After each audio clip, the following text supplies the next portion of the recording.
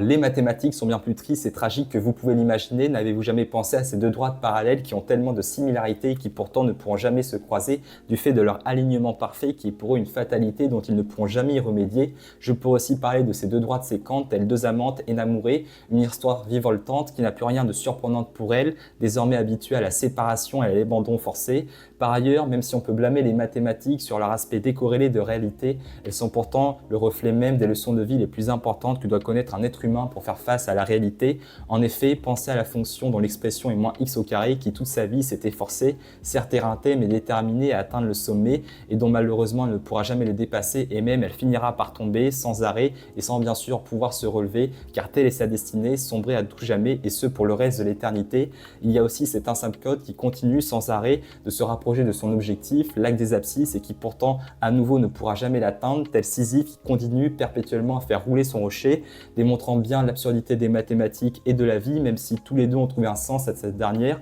en s'acharnant de continuer, même si cela ne peut être voué qu'à péricliter. Et enfin, je me devais de parler de la relation de Chasles, où le point B a permis à A et à C de se rencontrer, mais une fois leur union réalisée, B est laissé de côté, car les trios ne peuvent jamais perdurer, seulement les duos peuvent continuer à exister, telle est la dure règle de l'amitié. Et donc, tout cela pour te dire que je pourrais continuer à épiloguer et à m'exclamer sur ce sujet dramatique que sont les mathématiques, mais je le ferai pour une prochaine fois. Et si cette vidéo t'a plu, abonne-toi.